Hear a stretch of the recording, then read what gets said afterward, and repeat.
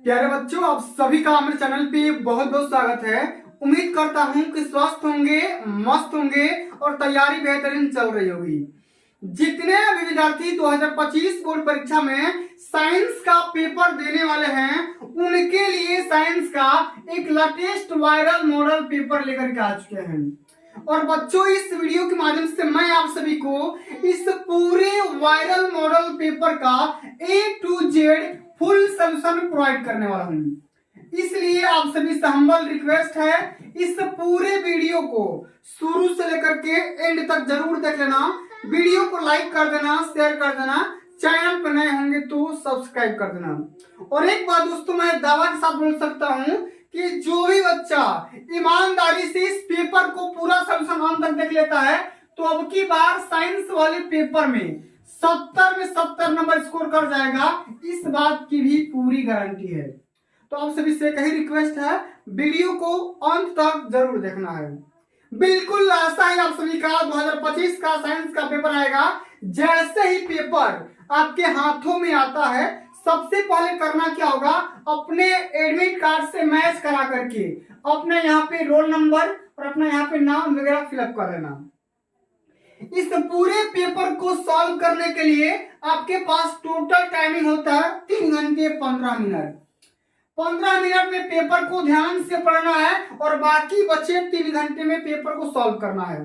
ये जो पेपर आता है 2 खंड में आता है, खंड अ में और साथ में खंड ब में। तो खंड अ में 20 बहुविकल्पी क्वेश्चन 20 नंबर के पूछे जाएंगे, जिनको OMR आंसर शीट पे सॉल्व करना होगा। और बाकी बचा जो आपका खंड ब होता है, वो भैया खंड ब जो कि कॉपी में सॉल्व करना होता है, उसका भी मैं तरीका बताने वाला हूं। परेशान होने की कोई बात नहीं है।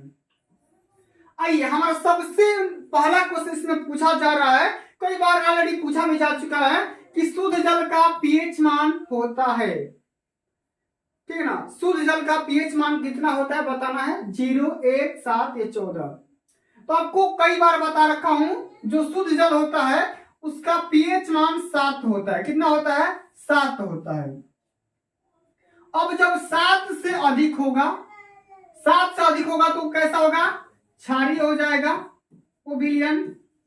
और 7 से कम जब होगा तो विलयन कैसा हो जाएगा, अम्लीय हो जाएगा।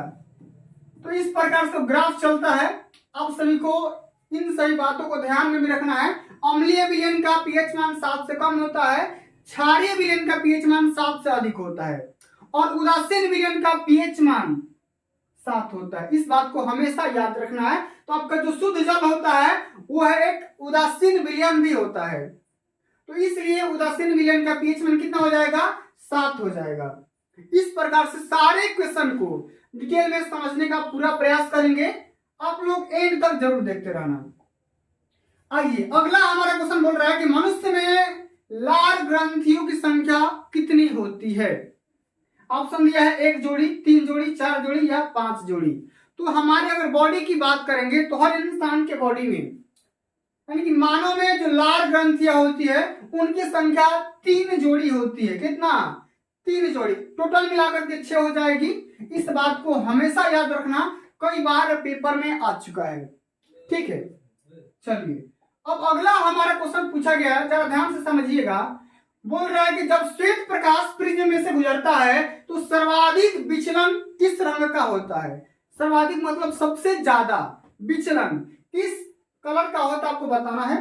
लाल, पीला, बैंगनी या हरा। तो सबसे अगर ज्यादा विचलन की बात करेंगे तो बैंगनी कलर का हो जाएगा।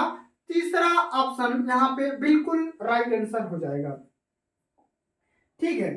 अब चलिए आगे समझ लेते हैं। अगला हमारा क्वेश्चन पूछा गया है, चौथा नंबर, कि C2H6 का IUPAC नाम क्या होगा। मेथेन, एथेन, एथाइन या एथिलीन। तो C2H6 क्या है, C2H6 है। अगर इसके IUPAC नाम की बात करेंगे तो ये हो जाएगा क्या, एथेन। क्या हो जाएगा, एथेन हो जाएगा। सेकंड ऑप्शन इसका भी राइट आंसर होगा। आगे बात करेंगे, मानव शरीर में फेफड़े के भीतर गैसीय विनिमय से संबंध मुख्य संरचनाएं हैं। प्राथमिक वसनी, द्वितीयक वसनी, प्राथमिक उपशाखाएं या वायु कोश। तो मेरे प्यारे बच्चों इस क्वेश्चन का राइट आंसर हो जाएगा वायु कोष। क्या हो जाएगा? वायु कोष हो जाएगा। ठीक है, इसको याद कर लेना, ऑलरेडी कई बार पेपर में आ रहा है।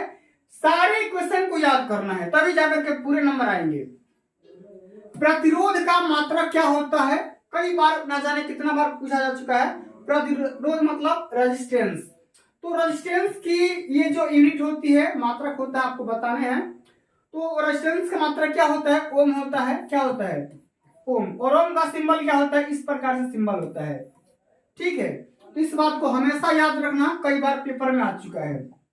अब आगे देख लेते हैं कि होम्योस्टैटिस। होम्योस्टैसिस ये जो शब्द है किसके द्वारा दिया गया है? डार्विन के द्वारा, फ्लेमिंग के द्वारा, कैनन के द्वारा या वाटसन के द्वारा? तो ये जो शब्द है भाई, ये कैनन ने दिया था। किसने दिया था? कैनन के द्वारा दिया गया था। ठीक है, चलो अब आगे देख लेते हैं। अगला हमारा क्वेश्चन बोल रहा है कि 10 to the power -6 mole hydrochloric acid विलयन का पीएच मान कितना होगा? तो हम सभी को पता है कि लाख से कंपेयर कर देते हैं, और जब कंपेयर करेंगे तो हमारे पास ये आ जाएगा कितना? 6।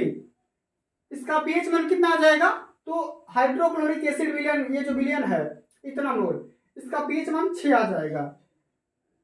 सेकेंड ऑप्शन इसका सही होगा। यकृत स्रावित करता है। यकृत किस रस का स्रावित करता है बताना है। लार का, अग्न्याशय का, जठर का या पीत रस का? तो बिल्कुल इसका राइट आंसर पीत रस हो जाएगा, क्योंकि ये जो हमारा लीवर होता है ना, ये पीत रस का स्रावण करता है। डी ऑप्शन यहाँ पे राइट आंसर होगा। सारे क्वेश्चन बेहद ही इंपॉर्टेंट हैं, सभी को तैयार करने हैं, तभी जाकर के भाई 70 का 70 टारगेट पूरा होगा। अगला क्वेश्चन बोल रहा है कि कांच का अपवर्तनांक न्यूनतम होता है। कांच का अपवर्तनांक किस कलर के लिए सबसे कम होता है? बैगनी कलर के लिए, पीले कलर के लिए, हरे कलर के लिए या लाल रंग के लिए? तो लाल ये जो रंग है ना, इस कलर का कांच का अपवर्तनांक सबसे कम होगा। किसका? रेड कलर का। डी ऑप्शन इसका राइट आंसर होगा। सारे इंपोर्टेंट है, तय करना है। चलिए, प्रायः कार्बनिक यौगिकों में उपस्थित बंधों की प्रकृति होती है आयनिक बंध, सहसंयोजक बंध, वंडरवाल्स बंध या उपसहसंयोजक बंध? यहाँ पे क्या हो जाएगा? सहसंयोजक बंध हो जाएगा, क्योंकि कार्बन और कार्बन के मध्य जो भी आपका सिंगल बॉन्ड, डबल बॉन्ड या ट्रिपल बॉन्ड बनाया जाता है या बनता है, इसी बंध को हम क्या बोलते हैं? सहसंयोजक बंध या अबंध बोलते हैं। ठीक है, चलिए अगला हमारा क्वेश्चन बोल रहा है कि वायुमंडल में वसनांगों द्वारा शुद्ध वायु ग्रहण करना और अशुद्ध वायु को बाहर निकालना, ये जो प्रोसेस होता है, प्रक्रिया होता है, इसको हम क्या बोलेंगे? तो इसी को हम बोलते हैं श्वसन। क्या बोलते हैं? श्वसन। इंसान जब सांस लेता है तो शुद्ध हवा को अपने अंदर खींच लेगा और जो अशुद्ध हवा होगा उसको बाहर निकाल देगा। ठीक है, श्वसन बोलते हैं। यदि एक कांच की छड़ को रेशम के कपड़े पर रगड़ा जाता है तो कांच की छड़ पर कौन सा चार्ज आता है या कौन सा आवेश आ जाता है, आपको बताने हैं। ठीक है, ऋण आवेश, धन आवेश अपरिवर्तित रहता है या आवेश रहित होता है।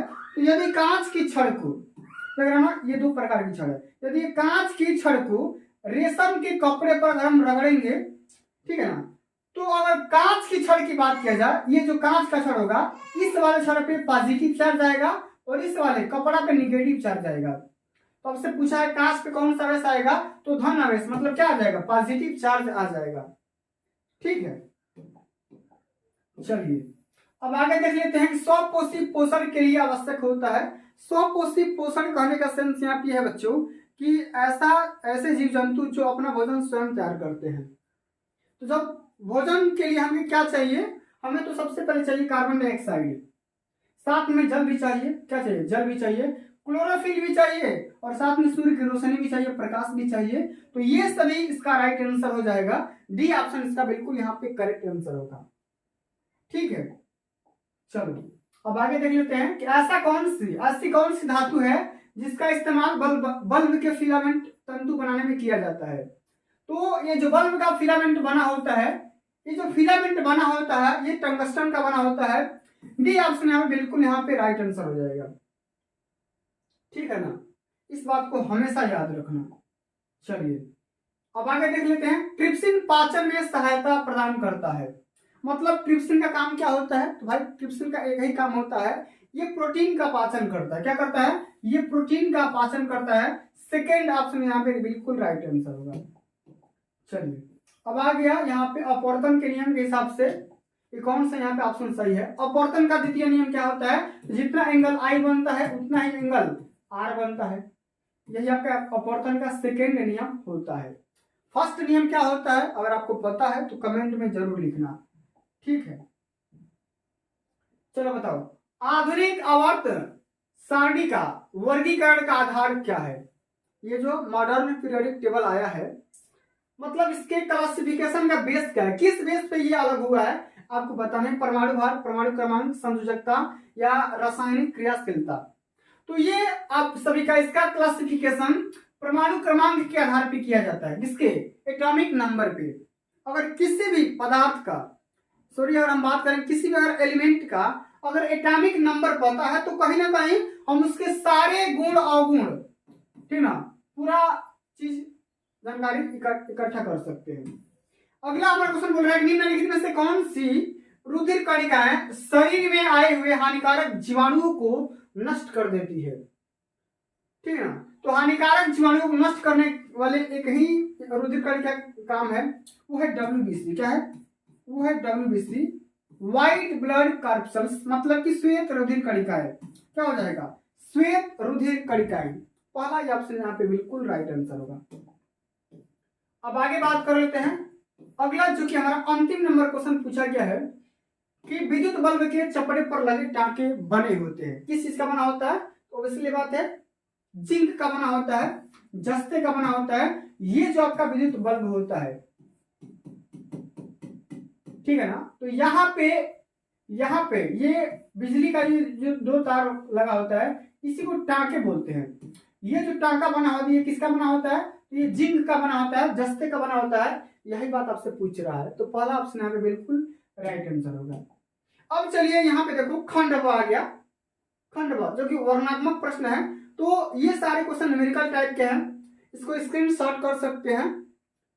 क्वेश्चन बोल रहा है कि एक मोटर बाइक पर पीछे से आ रहे किसी अन्य वाहन को देखने के लिए 2 मीटर वक्रता त्रिज्या का एक उत्तल दर्पण लगा हुआ है। बाइक के पीछे से आ रहे एक वाहन जिसकी दूरी मोटर बाइक से किसी समय 4 मीटर की है, तो गणना करके बताना है कि प्रतिबिंब में कितनी दूरी पर है और कहाँ दिखेगा, आरेख वगैरह भी समझाना है।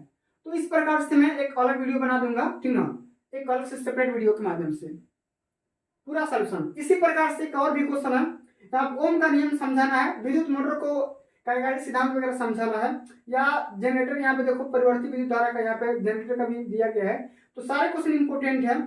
आईपीएससी नाम पूछा जाता है या उसी का स्ट्रक्चर यहाँ पे दिया गया है। यहाँ पे प्रोपेनॉल 2 यहाँ पे आईपीएससी नाम दिया है, आपको करना क्या, इसका स्ट्रक्चर बनाना है। इस प्रकार से क्वेश्चन देख सकते हैं। छठा भी क्वेश्चन इंपोर्टेंट है कि सोडियम, मैग्नीशियम और एल्यूमिनियम वे तत्व हैं जिनमें संयुक्त इलेक्ट्रॉनिक संख्या क्रमशः 1 2 3 है, तो किसकी परमाणु त्रिज्या अधिकतम है और कौन सबसे कम अभिक्रियाशील है। सारे क्वेश्चन का रीजन सही बताना है। यहाँ पे रासायनिक समीकरण को बैलेंस करना है, तो कितना बार बता चुका हूँ किस प्रकार से बैलेंस करना है, क्या तरीका होता है, कई बार बता रखे हैं। अगर आप वीडियोस नहीं देखे हो तो क्लास 10 साइंस का प्लेलिस्ट ओपन करना, सारी चीजों का डिटेल्स आपको मिल जाएगा। और टिप्पणी भी करने के लिए आता है, देख सकते हो, वियोजन अभिक्रिया पे, संचरण पे, यशत लेपन पे, सारे इंपोर्टेंट टॉपिक है। इन सभी पे आपको टिप्पणी तैयार करके जाने हैं, ठीक है। मेंडल का नियम पूछ दिया, पुष्प में निषेचन प्रक्रिया को बताना है, वंश संरक्षण क्यों जरूरी होता है, और वृकाणु की संरचना वगैरह भी बनाना है, और मानव की पाचन तंत्र का भी चित्र वगैरह पूरा बढ़िया से इसको डिटेल में डिस्कस करना है। तो सारे क्वेश्चन यहाँ पे देख सकते हैं, स्क्रीनशॉट कर सकते हैं, और आप बोलोगे तो मैं पीडीएफ भी सेंड कर दूंगा, लिंक नीचे दे दूंगा, ठीक है। सारे क्वेश्चन को तैयार कर लो, और कोई भी डाउट रहता है तो कमेंट करके जरूर बताना, ठीक है।